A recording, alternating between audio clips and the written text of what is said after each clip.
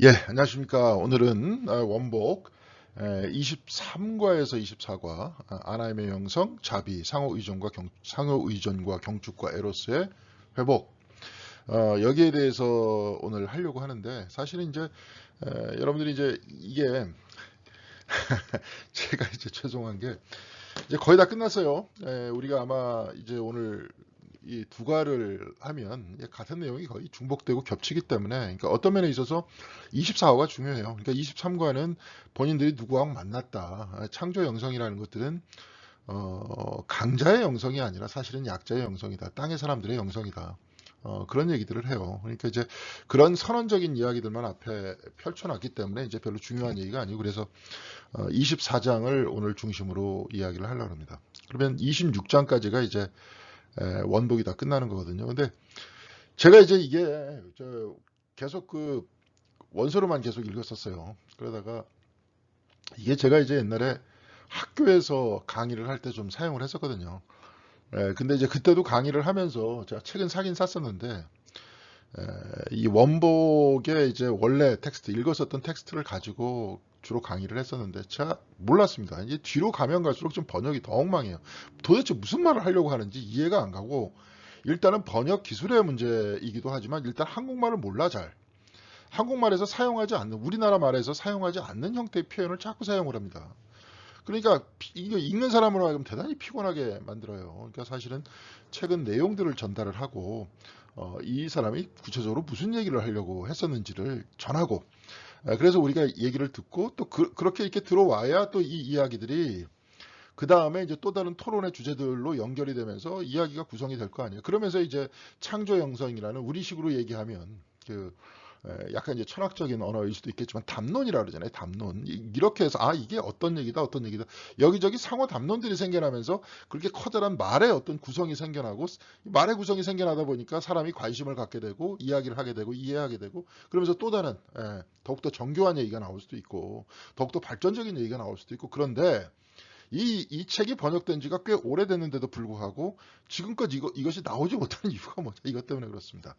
자꾸 저런 식으로 번역했기 때문에 읽다가 아마 중간에 던져버린 사람들도 많을 거고, 그리고 또 만약에 자기가 혹시라도 이해를 했다 그래도 이 책이 담론이 확산되는 데 있어서 별로 기여를 하지 못했다.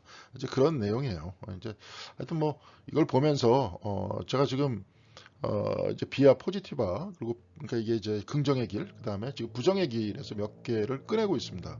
하루에 꺼내고 있고, 한 요번 달 안에 여기서 사용할 수 있는 인용구들을 일단은 꺼낸 다음에 거기에 대해서 해설하면 아마 책이 끝날 것 같은데, 이제 그렇게 봐야 사실은 이제 창조 영성이, 그리고 또 원복이 무슨 얘기를 하는 것인가 하는 것들을 사람들이 아마 이해할 수 있지 않을까. 그것이 이제 궁극적으로는 어떤 생태 형성하고 연결이 되는 어떤 그런 형태가 되지 않을까, 이렇게 생각을 합니다.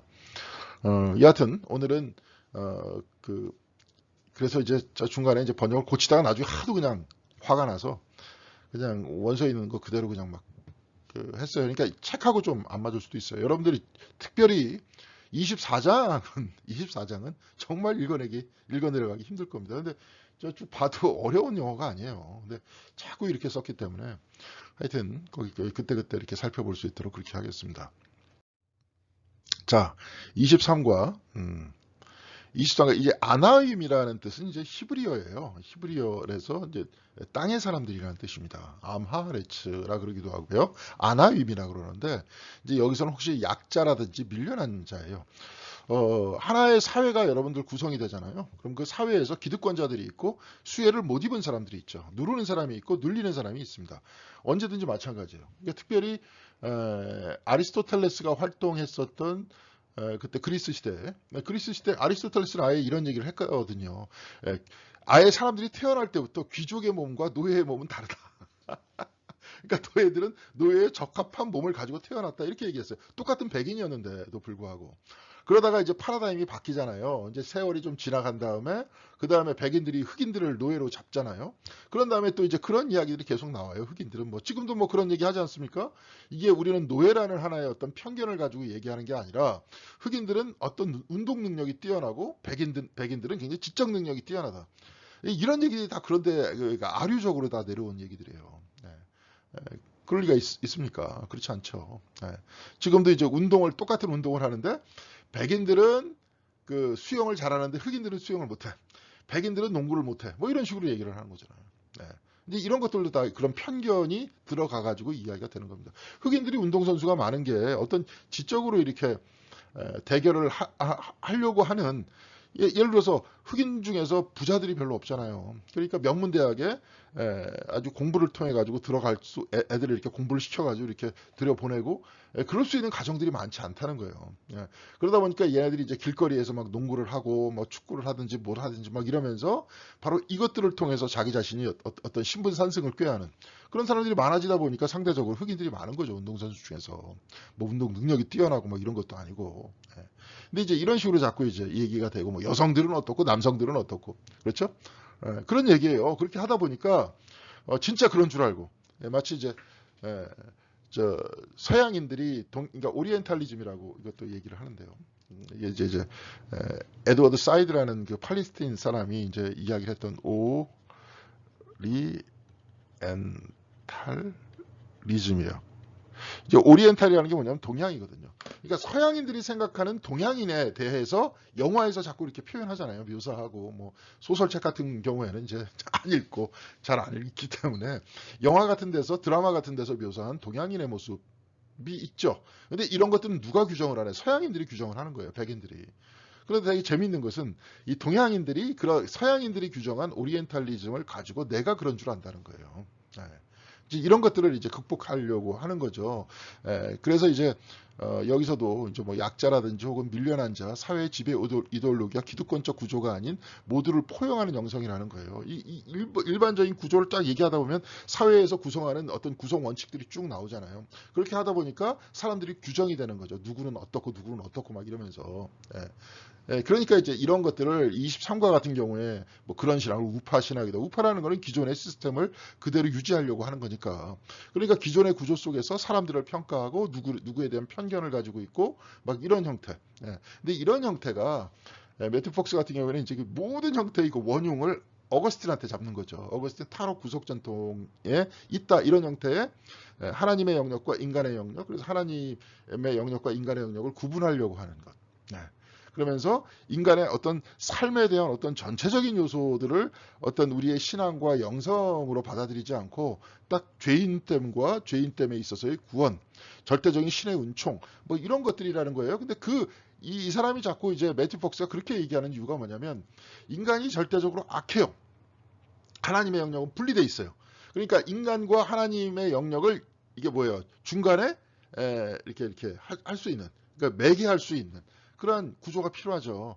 신학적으로는 예수 그리스도인데 예수 그리스도를 담재할 수 있는 눈에 보이는 구조가 필요하죠. 이제 그게 교회죠. 근데 그 교회가 어떤 교회냐면은 여기서 얘기하던 캐톨릭 교회예요. 캐톨릭 교회라는 거예요. 캐톨릭 교회라는 것은 뭐냐면 교황에서부터 사제까지도 쭉 내려오는 하나의 어떤 구조거든요. 그런 구조에 의해서 하나님과 인간의 사이가 어떤 매개가 돼요. 그러다 보니까 매개시킬 수 있는 강력한 힘이 누가 가지고 있느냐? 교회가 가지고 있게 되는 거죠. 그러면서 국가 같은 경우는 어떻게 해요? 교회와 어떤 관계를 맺느냐에 따라 전체 사회가 통제가 가능하겠죠. 기독교 사회니까. 이제 이런 어떤 구조가 마련된 그 형태가 뭐냐? 이게 결국 이제 어거스틴의 타락 구속 영성 때문에 그렇다. 그러면서 하나님이 여기서도 이제 오늘도 계속 얘기할 거지만 자비하신 하나님, 긍휼하신 하나님, 모든 사람의 내재에 있는 긍휼함을 꺼내면서 그들과 같이 이렇게 하는 거. 이런 부분들은 이런 형태의 어떤 기존의 어떤 틀이라든지 하나의 어떤 교회 구조라든지 사회 구조하고는 상관없거든요. 영성이라는 것은 내가 하나님과 만나는 거니까. 자, 그래서 이런 그 기존의 서구에 있어서 이런 형태의 어떤 사회 구조를 통해서 타락 구속 영선 전통이 구성이 돼 있고, 이거를 통해서 사람과 사람 간의 어떤 편견이 구성이 되는 그런 영성이 아니다. 창조 영성은. 그래서 오히려 이 사회 구조 안에서 약자라든지 지배 이데올로기와 기득권적 구조가 아닌 모두를 포용하는 사실은 영성이다. 사실 이런 생각의 기반은 어디에 돼 있느냐? 이제 24과에 기반해 있어요. 근데 24과의 어떤 창조 영성이다 우리가 얘기를 하면, 특별히 이제 매튜 폭스가 창조 영성 얘기하면서 여러분 이 책의 제목이 원복이잖아요. 원죄가 아니라 원복이잖아요. 그렇죠? 그러니까 이게 뭡니까? 어떤 우리가 죄성을 가지고 초월적으로 하나님께로 나아간다는 그것만 붙들고 있는 것이 아니라 원복이라는 것은 하나님께서 우리의 인간의 몸을 만들고 지구를 만들고 피조물을 만들고 모든 것들을 만들었던 그 자체가 뭐예요? 다 복이라는 거예요. 하나님께서 내려주신 은혜라는 거예요. 브레싱이라는 거예요. 그래서 하나님께서 생육하고 번성하라고 그랬잖아요. 생육 번성은 어떻게 해요? 그것도 사실은 은총이라는 겁니다. 은혜라는 거예요. 오늘도 뭐 에로틱한 하나님 이렇게 얘기할 거지만 뭐 꼭 그 부분만이 아닙니다. 이제 에로틱하다는 것은 곧 필링이다, 느낌이다. 느낌을 강화시키기 위해서는 우리가 어떻게 해야 될 것이냐. 뭐 놀이라든지 우리가 책 읽기라든지 시쓰기라든지 이런 모든 것들이 다 에로틱하다는 거예요. 이런 모든 것들을 다 제외시키고 특별히 현재와 같은 어떤 자본주의 사회에서 사람들이 돈을 버는데 어떻게 하면 극대화시킬 수 있느냐. 돈 버는 데 있어서. 그리고 모든 것들을 다 물질, 돈을 버는 것에 환원시키는 그런 것들이 이제 결국은 여성 중심의 에로틱한 그런 어떤 삶의 방식이 아니라 남성 중심의 굉장히 폭력적인 삶의 형태라고 지금 그렇게 얘기를 하는 거예요. 그래서 어떻게 하면 우리가 에로틱함을 회복하고 어떤 느낌을 회복하고 느낌이라는 것들은 어떤 에로스 즉 육에 관계된 얘기잖아요. 영에 관계된 것은 좀 초월에 관계된 것이고.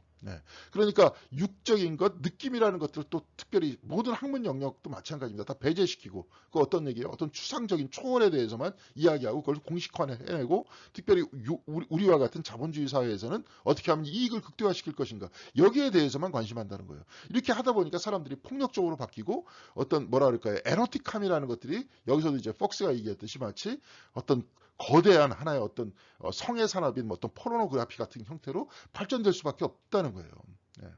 그리고 애들은 그런 것들을 통해서 성에 대해서 배우고 그러다 보니까 사람들이 점점 더 폭력적이 되는 거예요.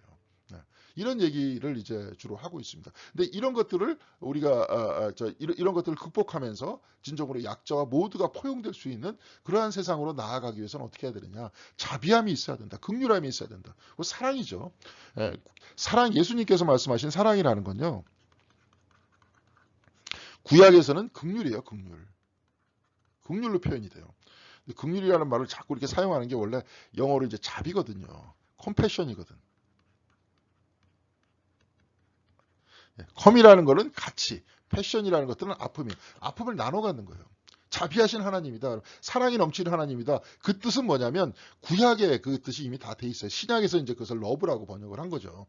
우리의 고통을 같이 짊어지고 계신다. 같이 아파하고 계신다. 같이 슬퍼하고 계신다. 같이 기뻐하고 계신다. 이런 것이에요. 그래서 컴패션이에요. 근데 이제 그것이 한국말로 번역될 땐 자비로 번역이 되는데 자비함이라는 것은 불교에서 사용을 많이 하잖아요. 그래서 기독교 안에서 항상 긍휼함이라는 그런 표현들을 써요. 근데 그 기본적인 뜻이 뭐예요? 같이 상호 느끼는 거예요. 같이. 상호작용하는 거예요. 이렇게 하는 거예요. 이게 곧 사랑인 거죠. 그런 이야기입니다.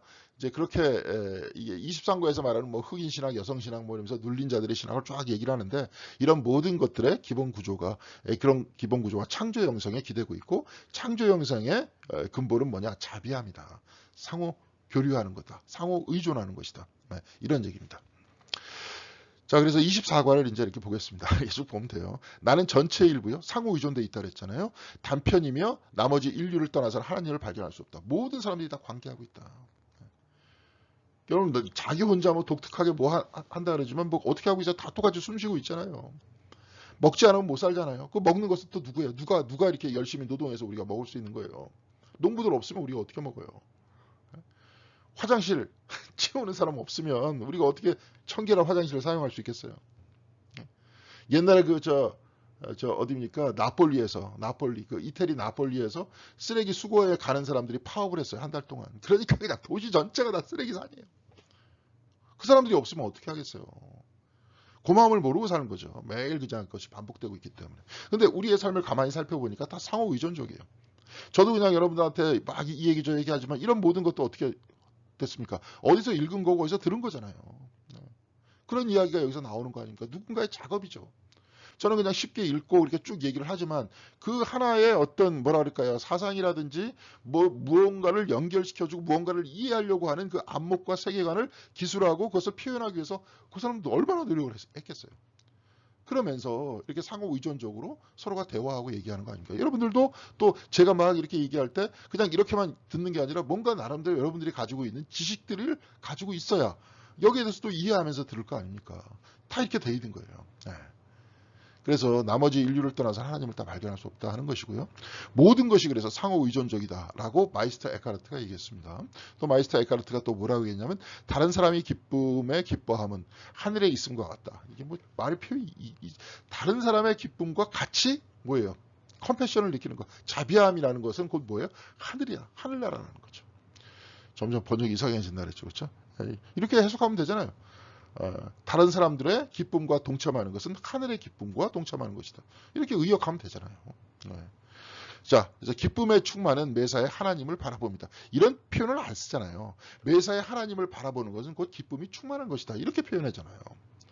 여러분 이렇게 표현해요? 기쁨의 충만은 매사에 하나님을 바라봅니다. 이렇게 표현하는 방법이 어디 있어요? 이렇게 한국말을 매사에 하나님을 바라보는 것이 충만한 기쁨이다. 충만한 기쁨이란 매사에 하나님을 바라보는 것이다. 어디 매사라든지 어딜 가나 하나님과 만나는 것이 곧 기쁨이다. 뭐 이렇게 얘기할 수 있잖아요. 지금 이게 한국말이 부족해. 그러니까 이게 뭐냐면 이거 표현력이 좀 이게 돼 있는 사람 아직까지도 좀 많이 안 사는 사람. 그러니까 어린애들한테 다 맡긴 거예요 번역을. 맡기니까 그냥 이렇게 직역하고 말이 안 되는데도 막 그냥 하고 어떤 걸 의도적으로 오역하고 제가 보니까 이 책을 보니까 어떤 거는 아예 그냥 문장 두세 개를 막 빼먹고 막 이런 경우도 많아요 보니까. 근데 이제 왜 그러느냐 이렇게 물어보니까 여러분들 이 책 그 원복이라는 책이 나왔던 분도 출판사가 돈이 별로 없대요. 돈을 이렇게 번역자들한테 돈을 제대로 주지도 않는데 그러니까 정성을 들여서 또 검증하지도 않고 그냥 책을 낸다 이렇게 얘기를 하더라고요. 여하튼 뭐 그거는 그러니까 이제 우리가 조금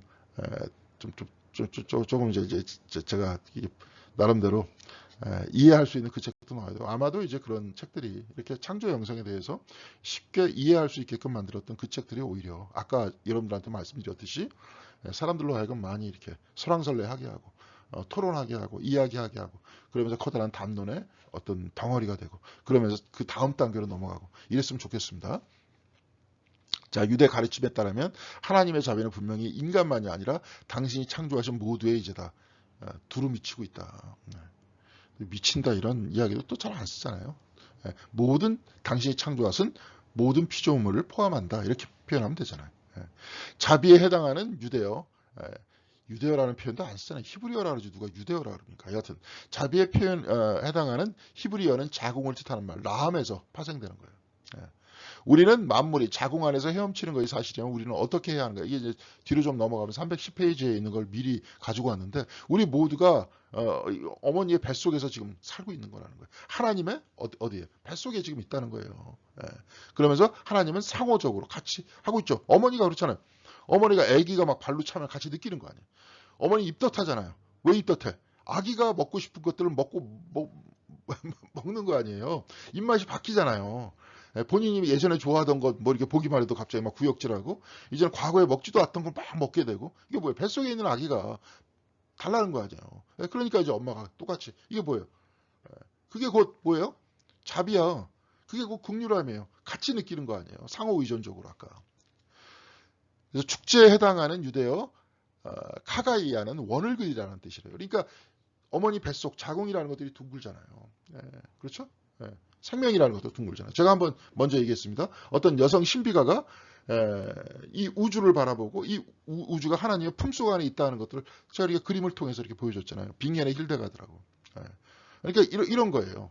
그런 부분들이 뭡니까? 그분들이 가지고 있었던 특히 여성 영성의 독특성이라는 것들이 그렇게 아이를 품속에 가지고 있다가 낳기 때문에 포용하는 것, 함께하는 것 이런 부분들이 강하다는 거죠.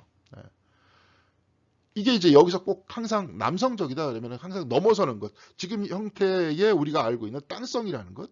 창조 영성에서 얘기하는 우리 자신의 어떤 피조성이라는 것. 다른 것들과의 어떤 다른 피조물들과의 상호 연관이라는 것. 이런 것들을 다 버리고 죄성에 의해서 초월해서 저기 어디로 간다.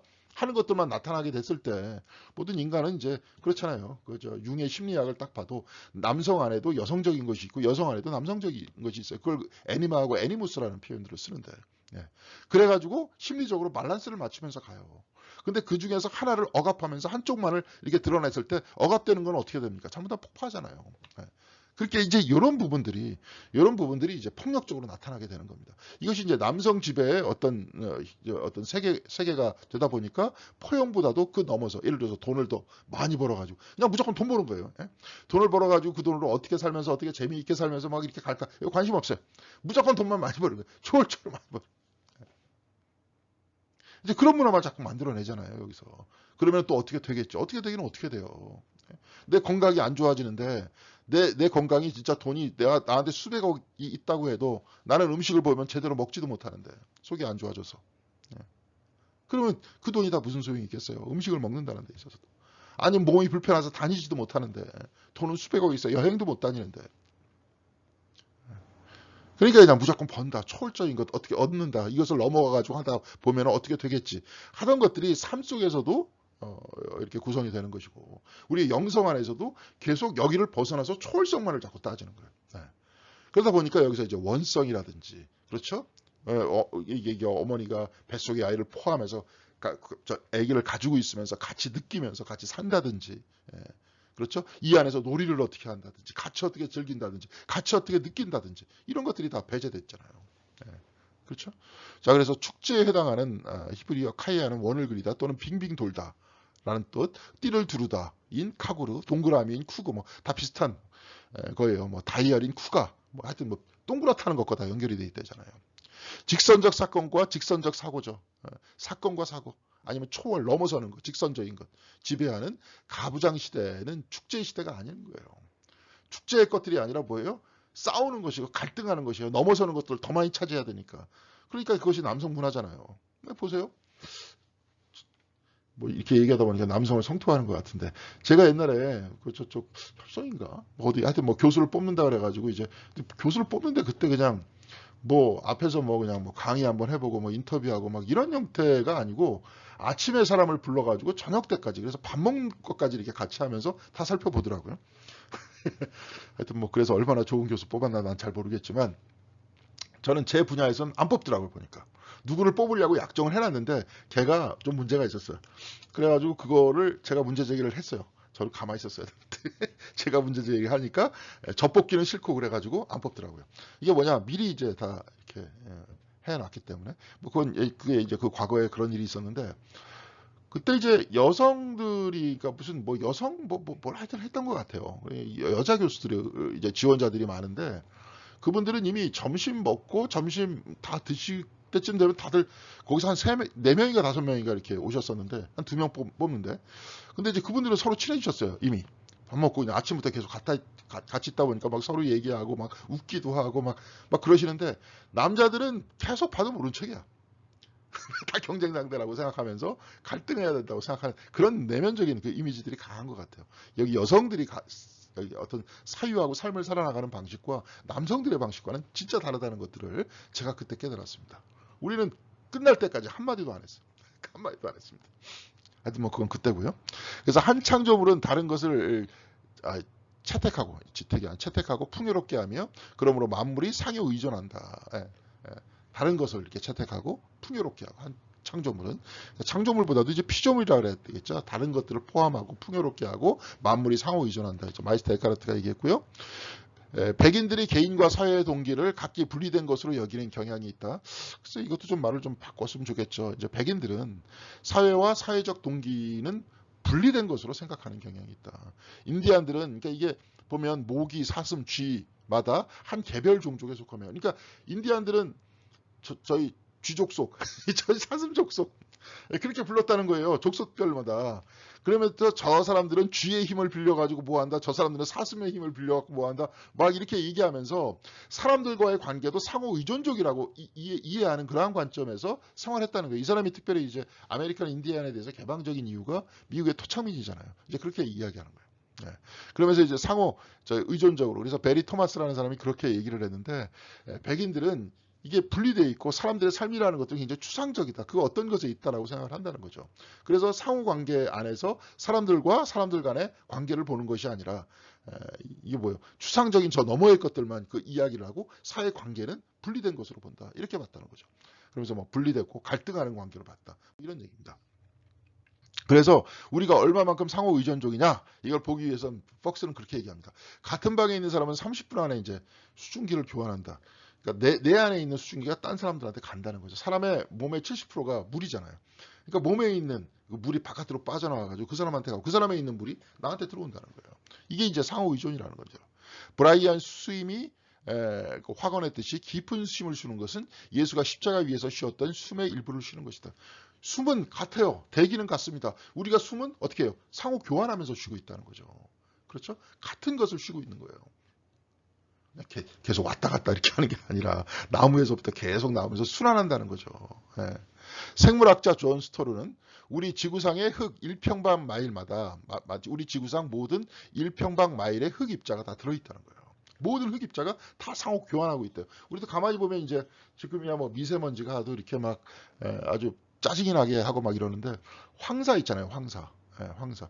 황사가 봄에 이렇게 쭉 올 때 그 중국에 있는 황사가 쭉 오는데 이 황사가 우리나라에만 이렇게 덮는 게 아니라 태평양을 건너고 미국까지 간다는 거예요. 예. 그러면서 다 상호 교류하고 있는 거죠. 사하라 사막에 있는 사막 그 안에 있는 먼지도 유럽을 향해서 나아갈 거 아니에요. 그렇게 다른 지구상의 1평방 마일의 흑입자들이 다 들어있는 거예요. 다 상호 의존하고 있는 거예요. 이 지구는 다. 예. 그렇잖아요. 예. 다 소통하고 있다는 거죠. 에카르트는 남에게 일어나는 일이 기쁜 일이든 슬픈 일이든 나에게도 일어난다는 거죠. 나에게 일어나는 나쁜 일이라는 것도 남이 경험했던 나쁜 일이었을 거 아니에요. 남이 경험했던 기쁜 일도 언젠가는 내가 경험하게 될 거 아닙니까? 그러면서 예수님께서는 그렇게 말씀하셨어요. 마태복음 25장 40절에 너희가 여기 있는 내 형제 중에 지극히 작은 자 하나에게 한 것이고 누구에게 한 것이에요? 주님에게 한 것이라는 거예요. 다 상호 의존돼 있으니까. 하나님도 이 안으로 들어오셔서 뭐 어떻게 돼요? 그리스도를 통해서 들어오셔서 예수 그리스도의 몸을 안고 들어오셔서 성령 하나님께서 우리 안에 내재하면서 상호 관계 안에 들어와 있는 거죠. 네. 그래서 안젤리우스 실리시우스라는 사람이 있어요. 시인인데 이 사람이 이제 거의 17세기에 그 마이스터 에카르트 버전입니다. 이 폴란드 사람인데 이 사람 얘기도 이제 거의 그래요. 이런 색인데 이 사람 뭐라고 얘기하냐면 자비함에 자비라는 것보다 자비함에 대상이라는 것은 존재하지 않는다. 예. 모든 것들이 상호 의존해 있으니까 우리 모두는 하나다. 이런 얘기입니다. 대상이 존재하지 않는다는 거예요. 그래서 자비의 마음을 우리가 가지고 있을 땐 우리 모두가 하나다. 그래서 남의 아픔은 곧 나의 아픔이고 남의 기쁨은 곧 나의 기쁨이다. 우리 거꾸로잖아. 예, 서로 상호 간에 갈등을 일으켰을 때는 남의 아픔이 곧 나의 기쁨이고 남의 기쁨이 곧 나의 질투심이죠. 아픔이죠. 근데 이렇게 보는 게 아니라 이 자비의 마음을 가지고 있으면 상호 의존의 마음을 가지고 있을 때 우리 뭐예요? 대상이 없이 모두가 하나 되어서 긍휼함 안에서 우리가 같이 느끼고 같이 기뻐하고 같이 슬퍼한다. 이 얘기입니다. 자, 그래서 우리는 분리된 에고의 차별화의 환상 속에 살지만 실은 이미 결합되어 있다는 사실이다. 에고라는 게 분리되어 있다는 거거든요. 나라는 느낌이거든요. 그렇지만 우리는 같이 동일하게 숨쉬고 있잖아요. 그렇죠? 같은 숨의 소스를 가지고 살고 있었잖아요. 우리의 삶의 모든 패턴을 봐요. 먹으면 싸야 돼요. 그렇죠? 예. 비슷합니다. 다. 예. 근데 분리되어 있고 나는 그 어떤 초월적인 영역에서 저 사람과 레벨이 틀린 사람이 있다. 무슨 다른 차를 타고 다니면서 다른 아파트에 살고 있으면서 예? 그 영역에서 마치 자기가 그런 착각 속에 환상 속에 살아가는데 그렇잖아요. 예. 예수님께서는 하나님께도 그러니까 이게 우리는 분리된 에고의 차별의 환상 속에서 실은 이미 결합되어 있다. 우리가 결합되어 있지만 또한 하나님도 결합되어 있다. 그렇게 말씀하시죠. 예언서를 봐도 하나님께서 결합되어 있는 거잖아요. 그렇죠? 네, 그런 이야기입니다. 네. 하나님은 우리 깊은 속내의 기쁨과 고통과 우주 출산 속에 계신다는 거예요. 네, 말씀하시는 것은 출산한다 그랬잖아요. 마이스터 에카르트는 하나님이 낳는다는 뭘로? 말씀으로 낳는다는 거예요. 네. 그러면서 구약 성경에 보면 그렇잖아요. 히브리 사람들이 뭡니까? 애굽에서 고통스러워할 때 나는 저들의 고통을 들었다. 그게 곧 긍휼이에요. 같이 나의 마음이 동한다. 예. 바빌론에서 이 사람들이 고통스러워하면서 다시 민족이 새롭게 탄생하면서 새로운 이스라엘이 되겠습니다. 무너진 성전을 다시 짓고 하나님 앞에서 정말로 새로운 사람들이 되겠습니다. 막 그랬을 때 이사야서에서 나는 해산하는 여인과 같이 숨을 헐떡일 것이다. 그런 새로운 민족이 탄생할 때 뭐예요? 나도 같이 너의 새로운 민족을 탄생시킨다. 그런 뜻이잖아. 그게 이제 곧 뭡니까? 그게 사랑이에요. 예. 그게 성서에서 말씀하시는 사랑입니다. 그게 공감이에요. 예. 자, 그래서 내가 말하는 에고를 떨쳐버림 또는 리치의 표현대로 자기의 혼자라는 생각을 떨쳐버림이란 떨쳐버림 이렇게 이야기하죠. 그런 것들을 넘어섬 아니면은 뭐예요? 버림. 예. 이거는 단절된 것이 아니라 우리 안에 있는 깊은 자아를 버탑니다. 이런 표현도 잘 안 쓰죠. 우리가 깊은 자아라는 표현도 잘못됐어요. 이건 뭐냐면 각각의 분리된 내가 각각의 사람들과 분리됐다는 그 느낌이 있잖아요. 그 분리됐다는 느낌의 나라는 것들을 뭐냐면 에고라 그러는데 이건 뭐예요? 분리예요. 근데 이것을 넘어서 우리 모두가 하나다. 우리 내면적으로 하나다. 우리가 하나님 안에서 하나다. 뭐 그러잖아요. 그 하나라는 형태를 심리학적으로 뭐라고 표현하냐면 자라는 표현을 안 쓰고 셀프라는 표현을 써요. 우리나라 말로 번역될 때는 자기라는 표현을 씁니다. 그래서 이 사람은 자아와 자기를 혼돈하고 있는 거예요. 그래서 떨쳐버린 자로부터 단절됨이 아니다. 우리 안에 있는 더 깊은 자아를 버탑니다. 이렇게 얘기하죠. 에고라고 딱 얘기를 할 때 자아로 얘기할 때는 분리됐다는 것을 뜻해요. 심리학적으로. 예. 그러니까 피상적인 자아와 더 깊은 내적 자기. 예. 그러면서 이 자기를 뜻하려고 할 때는 이런 거는 특히 융심리학에서 많이 사용을 하는 건데 그 영역이 곧 하나님 영역인 거죠. 예. 더 셀프라는 표현을 써요. 그래서 그냥 셀프가 아니라 더 셀프예요. 그래서 이 사람이 표현하는 것은 뭡니까? 집단 무의식이라 그러잖아요. 집단 무의식의 영역이 뭐예요? 하나님의 영역인 겁니다. 하나됨의 영역인 거예요. 하나님 안에서. 예. 자, 그래서 우리가 피상적으로는 겉으로 이렇게 드러나 있어요. 예를 들어서 뭐 이렇게 표현하면 좋을 것 같아요. 이렇게 파도가 이렇게 있습니다. 그러면서 우리는 요 끝에 있어요. 그러면서 우리가 서로 쳐다보면서 나눠졌다고 생각하죠. 근데 이 파도의 근원은 뭡니까? 똑같은 물이잖아요. 바다잖아요. 네. 바다 안에서 드러나는 거예요. 에고로서 드러났다는 거죠. 네. 그렇죠? 네, 그런 얘기입니다. 자, 그렇게 얘기가 되다 보니까 이 안에서 하나임을 바라봐야 된다는 거예요. 그래서 상호 의존함을 봐야 된다는 거죠. 하나님 안에서 하나임을 봐야 된다는 거예요. 네, 그런 얘기입니다. 그래서 자비는 컴패션은 긍휼함이라는 것들은 상호 의존 의식의 깨어남만이 아니다. 상호 의존의 삶을 살아나갑니다. 이런 표현도 안 쓰나 되네. 깨어남만이 아니다. 살아나갑니다. 자비는 상호 의존을 자각하는 데 멈추지 않고 그렇게 살아나가야 된다. 이런 얘기잖아요. 그럼 이렇게 번역하면 되지. 이거는 그냥 직역도 아니고 쓰지도 않는 말을 그냥 자꾸 이렇게 쓰는 거예요. 그래서 이 행동은 상호 의존은 축제 거행과 정의 구현이다. 축제 거행이라는 말을 씁니까? 축제와 정의의 실천입니다. 이렇게 봐야죠. 그렇죠? 이렇게 프랙티스예요. 프랙티스라고 이렇게 나와 있는데 축제와 정의의 실천이다. 상호 의존이라는 거고 축제함이라는 것이고 바로 그 안에서 정의가 실천되는 것이에요. 다른 사람들의 아픔을 나의 아픔으로 여기면서 남을 이렇게 심하게 억압하고 말도 안 되는 걸로 억압하고 막 이럴 때 우리는 같이 가잖아요. 그들의 아픔과 동참하잖아요. 그것이 곧 정의를 실현하는 거 아닙니까? 그래서 에로스라는 말이 수천억 달러의 포르노 산업에 넘어간 이유는 서양 영선 전통이 열정을 위한 열정, 열정을 향한 열정이에요. 열정을 향한 열정. 에로스를 위한 열정을 상실하는 데 있다. 위안이라는 게, 포라는 것들을 위안이라고 해석해서 그래요. 열정과 에로스를 향한 열정이 상실된 데 있다. 이렇게 이제 이야기를 하고 있는 겁니다. 그러니까 열정을 향한 열정과 에로스를 향한 열정을 상실해 있다는 거예요. 그렇기 때문에 그 에로스라는 건 뭐 좀 이따 얘기할 거지만 이것도 뭐 이런 게 아니라 필링이에요. 느낌이에요. 느낌이라는 것들이 이제 어떤 식으로 확산되느냐에 대해서 이제 여기 있는 매튜 폭스가 이렇게 설명들을 하는데 바로 느낌이라는 것, 그 에로틱한 것들이 상실된 바람에 그 다음에 성이라는 것들이 하나의 상품화되기 시작했고 폭력화되기 시작했다는 거예요. 이게 이제 이 사람이 바라보는 거죠. 이 사람만 바라보는 게 아니라 대부분 그 문화에 대해서 비판하는 사람들이 같이 얘기해요. 그래서 앤드레 로드라는 사람은 여성학자인데 에로틱함의 사용, 권력애로의 에로틱함이라는 이제 아티클, 조그만 소논문을 썼어요. 이런 아티클에서 포르노그래피에서 에로틱함을 구분짓는, 포르노그래피에서 에로틱함을 구분짓는 것, 포르노그래피에서가 아니라 포르노그래피와 에로틱함을 구분짓는 요소, 이렇게 얘기를 해야 되겠죠. 진정한 사랑은 센세이션이 아니라 느낌을 수용한다라고 했대요. 센세이션이 아니라 그냥 느낌이라는 거예요. 센세이션이라는 건 뭐예요? 도착하는 거죠. 거기에 집착하는 거죠. 하나의 어떤 뭐라 그럴까요? 어떤 피부 접촉이라는 거든지 어떤 상상에 도착하는 거죠. 그게 센세이션이죠.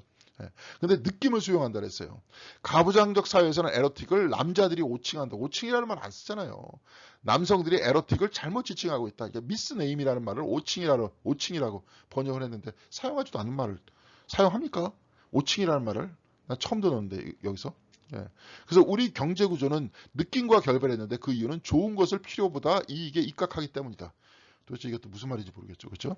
선함을 더 굿이라는 건 뭐냐면 좋은 것이 아니라 선함이에요.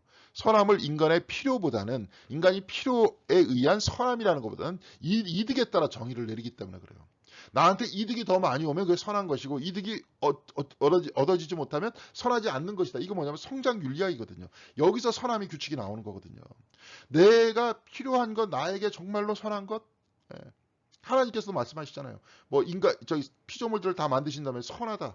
It is good이라 그랬거든요. 참 좋았더라. 근데 좋은 것이 무슨 하나님한테 이득이 있어서 좋다. 이렇게 말씀하신 거예요? 아니잖아요. 이 생태계가 구성되는 데 있어서 필요하기 때문에 좋다는 거 아니에요. 아름답기 때문에 좋다 그런 것 아닙니까? 네. 그랬는데 지금 우리 사회에서는 남성이 중심이 되면서 오로지 이득만을 취하는 그러한 사회가 됐기 때문에 에로틱함도 잃어버렸다는 거예요. 네. 그런 얘기입니다.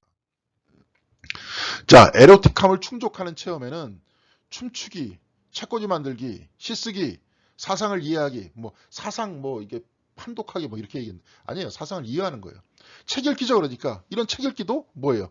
예, 충족하는 체험이에요. 느낌을 충족시켜 주는 거예요. 예. 여러분들이 예를 들어서 뭐 철학책 같은 거 굉장히 어렵습니다. 그런 책 같은 게 한 권 읽는 것이 소설책 한 10권 읽는 것보다 진짜 그래요. 읽는 속도가 그렇게 늦죠. 이해가 잘 안 가니까. 근데 아하라고 이야기하면서 그 이해할 때의 어떤 쾌감. 아, 그러면서 세계가 갑자기 확 보이기 시작하는. 아, 이렇게 구성되는구나. 이렇게 이해했구나, 이 사람은. 그러면서 이것을 우리들에게 알려주는 것이구나. 이렇게 이해했을 때 굉장히 큰 쾌감이 있거든요. 쾌감이잖아요. 느낌이잖아요. 그렇죠? 시도 뭐예요? 느낌이잖아요. 안에서. 책꽂이도 만들면서 딱 만든 다음에 책꽂이만인가요? 뭐 하여튼 다 유용한 좋은 것들을 딱 만든 다음에는 어떻게 되는 겁니까? 아, 좋다. 좋잖아요. 좋은 게 뭐예요? 느낌이잖아요. 춤추는 것도 느낌이죠. 저는 춤을 잘 못 춥니다. 남들이 이렇게 딱 바깥에서 이렇게 평가하는 것들이 굉장히 힘들기 때문에 잘 못 추는데 여하간에 여러 가지 이게 하는 게 다 뭐예요? 다 느낌이에요. 등이 포함된 다 있다는 거예요. 춤추기, 책꽂이 만들기, 시쓰기, 사상을 이해하기가 있다. 앤 울프란 오프라는 사람은 심령이라는 표현을 쓰는데 심령 잘 안 쓰잖아요. 정신은 추상하거나 이론적으로 사이키라는 그런 얘기인데요. 그냥 정신이라고 번역하는 게 더 좋습니다. 추상하거나 이론적으로 따지기보다 구체적인 느낌과 사물과 사람들과 관계하고 결합하고 어울리고 접촉하고 동참하는 것을 말한다. 그 사상을 이해하는 것도 마찬가지예요. 뭐 이게 뭐 어떤 이게 뭐 이론적으로 따지거나 막 이런 것이 아니라 이 사상이 딱 이해된다는 거는 뭐냐면 내가 그 사람의 마음 안에 들어가가지고 그 사람이 또 내 마음 안에 들어와서 이것들이 내가 바로 이 느낌이구나. 이렇게 또 이해가 되는 것도 이해되는 것도 역시 마찬가지로 느낌이죠. 예. 그러면서 그 사람의 생각들이 어울리고 접촉하는 거죠. 내 삶 속에서. 예. 그러면서 동참하는 거예요. 이 모든 것들이 다 뭐예요? 에로틱하다는 거예요. 느낌이니까. 예. 그렇죠? 사상을 이해할 때 기쁘다 그랬잖아요. 시를 쓸 때도 그렇죠. 그래서 에로틱은 간접적이 아니다라는 로드의 말에 동의하면서 울프라노프는 열성적 지혜는 비인격적이 아닌 그래서 인격적이라는 거예요. 지혜라는 것까지도 에로틱한 것이다. 에로틱하다는 거죠. 느낌이다. 그것이 곧 뭐예요? 열성적이다. 열정적이다. 그렇다는 거예요. 그래서 에로틱함을 다 축소시켜서 어디로 통제시켜요? 침실로 딱 보내버리고 이 다음에는 이제 제가 그냥 직접 그 책 보고 했습니다. 영어책 하도 그냥 도대체 이해 안 되게 번역을 해놔서 에로틱함을 침실로 통제시키고 회의실과 교실에서 추방하고 바깥으로 내보내버리고 그렇죠. 교실에서 우리가 그 배우는 것도 뭐예요? 거기서 어떤 느낌을 갖느냐, 어떻게 내 마음에 와닿느냐 이런 것들을 다 봐야 되는데 그게 아니고 다 단순한 이론적인 것으로만 얘기하고 추상적인 것으로만 이야기하고 그렇죠? 회의실에서 그런 얘기 못하게 하고 축제에서 나오는 진리가 아닌 주석을 붙이고 예산과 가격표를 통해 명확하고 독특한 생각이 나온다는 남성들을 누가 구해줄 것인가. 현재 남성 문화는 이렇게 길들여져 있죠. 사회생활 안에서도 이렇게 길들여져 있습니다. 그래서 누가 구해줄 것이냐 이런 이 남성 중심의 문화. 그러면서 오로지 모든 것들을 다 산업화시키고 그렇죠. 그러면서 우리 간에 인간에 있어서의 하나의 어떤 남녀 간의 관계 그 모든 것들도 다 그냥 축소시켜가지고 오로지 그냥 성에만 이야기한 다음에 그것의 센세이션만 불러일으켜서 돈을 벌려고 하는. 그러면서 병들어가는. 여기를 어떻게 할 수 있을 것이냐. 그래서 창조 중심의 영선 전통은 여자도 남자도 에로스와 에로틱한 창조주를 경축할 것을 요구한다. 에로틱한 창조주가 느낌의 창조주였어. 느낌으로 긍휼하게 하면서 상호 교류하는 하나님. 그 성경책에 다 나와 있잖아요. 구약 성경 안에 나와 있는 하나님은 다 그런 하나님이시잖아요. 어떨 때 막 후회하기도 하시고 뉘우치기도 하시고 괴로워하시고 기뻐하시고 이렇잖아요. 네. 이게 뭐냐? 느낌과 에로틱한 모든 측면들을 포함하면서 그 안에서 뭐예요? 상호 의존하면서 그러면서 그 안에서 뭐예요? 그 안에서 사랑이 나오는 거잖아요. 네. 그게 사랑이잖아요. 하나님이 춤추고 기뻐하시고 하나님은 영원하시다는 말은 하나님은 젊으시다는 뜻이다. 이제 마이스테카르트가 영원히 샘솟는 샘물이다. 네. 그러면서 막 춤추신다, 기뻐하신다. 그런 이야기가 나오잖아요. 네. 자, 그래서 하나님이 예술가요 어린이라면 그분은 에로틱한 분이시다. 예. 어린이로 오셨잖아요. 아기로 오셨잖아요. 예수 그리스도께서. 그렇죠. 아기는 뭐예요? 에로틱하다. 이 뭐예요? 필링 같은 거, 느낌 같은 걸 굉장히 강조하잖아요. 중요시 여기잖아요. 아이들은. 네. 그래서 솔직하잖아요. 거짓말 안 하잖아요. 놀이를 만드신 분이 놀지 못하는가? 그렇잖아요. 우리들한테 놀이를 주셨잖아요. 인간은 동물들하고 짐승들하고 다른 게 뭐예요? 노는 거예요. 우리는 놀 수 있어요. 축제를 해요. 네. 에로스를 발견하신 분이 에로틱하지 않냐. 필링이라 했잖아요. 특별히. 예. 그렇죠? 거기서 사람 간에 있어서의 상호 관계 속에서 기쁨과 감사함과 아름다움을 느끼는 그 모든 것들이 그런 것들을 우리들한테 주셨는데 당신은 안 그러시겠냐. 애슐리 몬토기라는 사람 우리나라 안에서 지금 제가 이렇게 찾아보니까 책이 하나 번역이 되어 있습니다.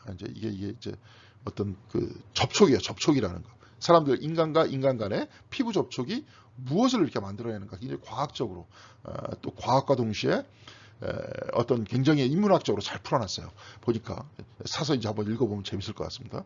연구한 현대과학의 놀라운 발견에 따르면 우리가 아는 모든 동물 가운데 인간만이 성인까지 계속 놀 수 있다는 거예요. 여러분 보세요. 인간만이 계속 놀 수 있어요. 놀이가 사라졌을 때, 삼성에서 노래가 사라졌을 때 그 사람은 어떻게 되는 겁니까? 건조해지는 거예요. 드라이해지게 되는 거예요. 쉽게 해서 이제 꼰대가 되는 겁니다. 그런 다음부터 아이들의 즐거움마다 계속 못마땅해가지고 뭐라고 자꾸 지적질하고 뭐하고 그렇게 되는 거예요. 근데 여기서 그러잖아요. 곤충은 놀지 않는다잖아요. 침팬지를 어릴 때는 열심히 놀지만 늙어서는 놀이를 잊어요. 침팬지만 그렇습니까? 뭐 모든 짐승 다 그렇잖아요. 강아지들도 그렇고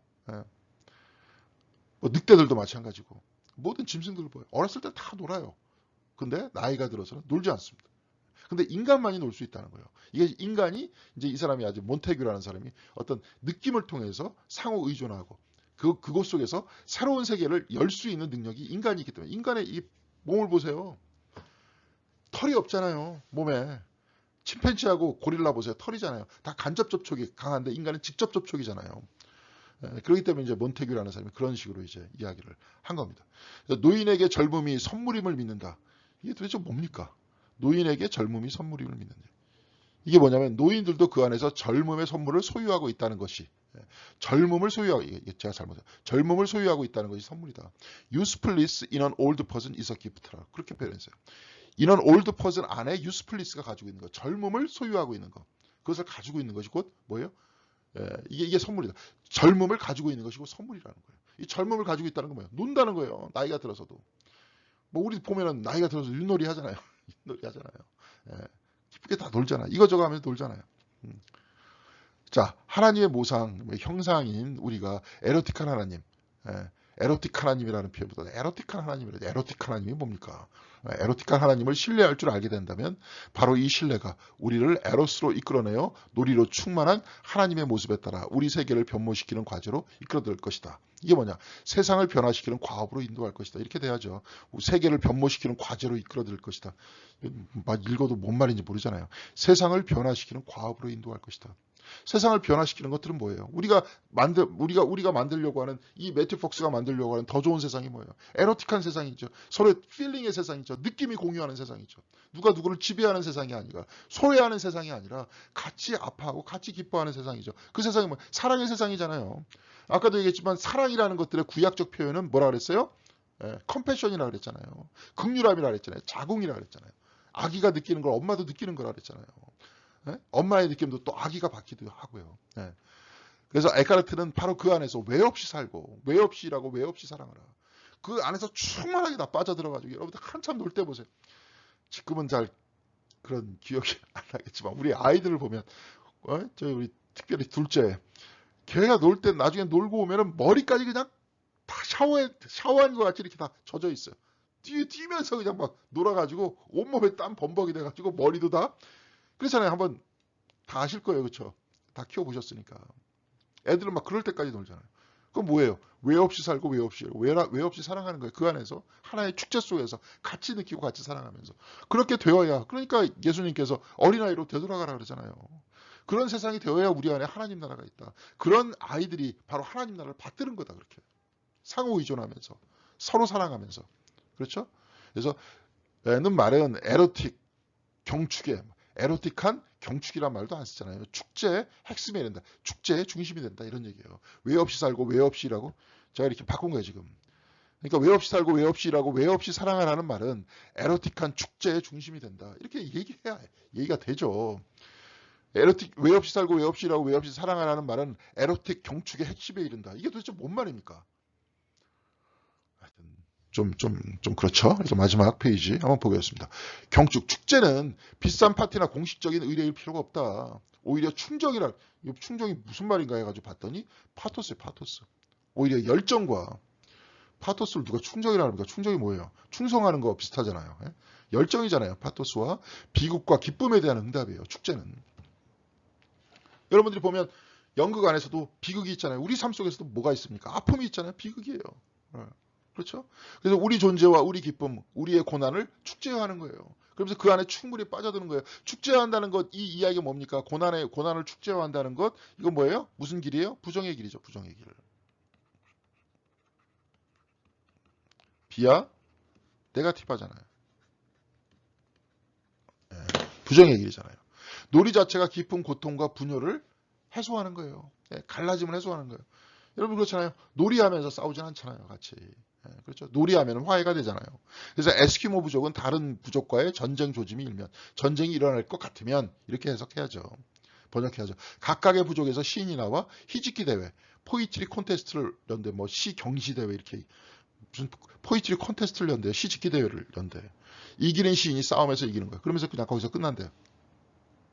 그러면서 분열이 끝나는 거예요. 우리들도 이래야 되는 거죠. 지금 뭐 우크라이나에서 뭐 러시아 전쟁이 일어나는데 그 전쟁 이후에 대해서도 별거 없잖아요. 서로가 믿지 못하기 때문이에요. 나토군이 거기까지 들어올 수밖에 없다. 그러면은 나토와의 영역을 북대서양 조합기구안이 그렇게 옛날에 소련이 있었을 때 그쪽에 이렇게 만들어낸 거 아닙니까? 자기네들은 바르사바 조약이라고 만들어졌는데 소비에트가 해체됐기 때문에 없어진 거 아니에요. 그러면 그런 것들을 어떻게 해결할 것인가를 평화적인 해결 방식이라는 것에 대해서 또한 그런 상호 의존에 대해서 자꾸 얘기를 해야죠. 그렇죠? 국가 간에서 자꾸 이렇게 전쟁하려고 그러지 말고 그래서 가상의 적을 만들어서 끊임없이 무기를 만들려고 하지 말고 자, 그래서 그런 것에서 그런 정치인들을 비판하고 그런 세계관을 비판하는 게 뭐냐? 이런 상호 의존과 놀이와 에로틱한 것에서부터 시작된다는 거예요. 그게 이제 매튜 폭스가 지금 얘기하고 싶어 하는 거예요. 그래서 제일 끝에 문장, 그것도 도저히 제가 무슨 말 하는지 못 읽어줘가지고 그래가지고 번역을 했습니다. 에로스를 사랑할 때가 있고 에로스를 위해 에로스를 떨쳐버려야 될 때가 있다. 이런 비움은 때로 더 깊은 축제를 준비하고 더 풍부하게 에로스를 나누게 하는 것이다. 더 큰 에로스를 위해서 우리가 과거에 알고 있던 에로스, 에로스라는 건 뭐예요? 필링이라 그랬잖아요. 느낌이라 그랬잖아요. 그것을 극복하면서 더 충만하게 느끼고 더 충만하게 같이 상호 교류할 수 있는 그런 것들을 우리가 가져야 된다. 그러니까 이제 이 부분에 있어서 굉장히 변증법적이다. 이런 표현들을 씁니다. 매튜 폭스는. 그래서 때로는 에로스를 놓고 그보다 더 깊은 에로스. 우리 모두를 상호로 연결시켜 줄 수 있는 더 깊은 연결점들을 우리가 찾아야 된다. 그러면서 그것들을 위해서 우리가 축제를 벌여야 된다. 이런 얘기입니다. 자, 이렇게 얘기를 하다 보니까 교회 안에서 어떻게 축제를 해야 될까? 우리 안에서 놀이를 어떻게 만들어야 될까? 굉장히 중요하니까. 그렇죠? 어떻게 해야 될까? 우리가 다 생각해내야 되겠죠. 이제 앞으로 코로나도 다 벗어났으니까 이제 어떻게 놀까? 어떻게 놀까? 어디 가가지고 어떤 박물관에 갈까? 어떻게 바깥에서 어떻게 놀까? 같이 어떻게 상호 교류를 할까? 춤추기 같은 거는 잘 제가 못하니까 그거 못하겠는데 어떻게 뭘 만들까? 앞에 이제 클라블라도 있고 그래가지고 이제 앞으로 같이 회의도 할 텐데 계란을 어떻게 삶을까? 뭐 이런 것들도 다 나누게 하는 것이다. 이렇게 우리가 이야기가 될 수 있을 것 같습니다. 자, 여러분 오늘 이렇게 이런 에로스에 의한 자비함을 통해서 즉 에로틱한 즉 필링에 의해서 서로가 상호 교류하는 바로 이 문화 안에서 우리가 그렇죠. 우리와 자연과 하나님과의 관계도 사랑과 긍휼의 관계로 변화될 수 있고 바로 이것이 정의의 사회로 변화시킬 수 있다 하는 얘기입니다. 전쟁하든지 갈등하든지 이런 사회가 아니라 뭐예요? 관계하고 이해하고 사랑하고 또 하나가 되는 그런 과정이잖아요. 이런 에로틱한 얘기가 그런 이야기를 지금 폭스는 얘기해주고 있습니다. 이런 형태의 어떤 표현보다 좀 요즘에 맞게 아름답게 표현을 하면서 글들을 써 내려가게끔 앞으로 이제 뭐 책들이 곧 나올 테니까 이런 책을 통해서 같이 읽고 같이 이해하고 같이 사랑하는 어떤 그런 공동체가 돼야 되는 것 아니냐 이제 그런 이야기를 하고 있습니다. 그래 바로 이것이 세상을 변화시킬 수 있는 동력이다 하는 것을 매튜 폭스는 가르쳐주고 있습니다. 자 다음 시간 다다음 시간 끝날 거고요. 다다음 시간 한번 거기서도 한번 여러분들의 의견을 나눌 텐데 제일 마지막 시간은 우리가 모여서 했으면 좋겠어요. 교회에서 그냥 짧게 하고 그래서 어딜 간다든지 그랬으면 좋겠습니다. 그렇죠. 어딜 간다든지. 그래서 한번 나들이를 간다든지 거기서 여기서 이제 아니면 앉아가지고 서로 얼굴을 보면서 창조 영상 여태까지의 어떤 책에 대해서 좀 토론하고 같이 음식을 나눠 먹을 수 있는 그런 자리를 갖는 것이 좋지 않을까 이렇게 생각을 합니다. 다음 시간에 그 생각들이 좀 더 구체화되면 여러분들한테 말씀드리겠고요. 그래서 다음 주는 오프라인에서 만날 수 있도록 그렇게 하겠습니다. 여러분들 수고하셨고요. 뭐 이 책이 굉장히 사실 재밌는 책입니다. 인사이트를 많이 주잖아요. 그렇죠? 근데 이제 좀 더 이제 앞으로 책 읽기 잠깐 쉬었다가 이 다음 내용 안에서는 좀 번역이 좀 잘 돼 있고 같이 즐기면서 읽을 수 있는 그런 책. 그러면서 기독교에 대해서 우리 영성에 대해서 안목을 더 깊이 할 수 있는 책들로 찾아볼 수 있도록 그렇게 하겠습니다. 수고하셨고요. 다음 시간에 뵙겠습니다. 감사합니다. 안녕히 계십시오.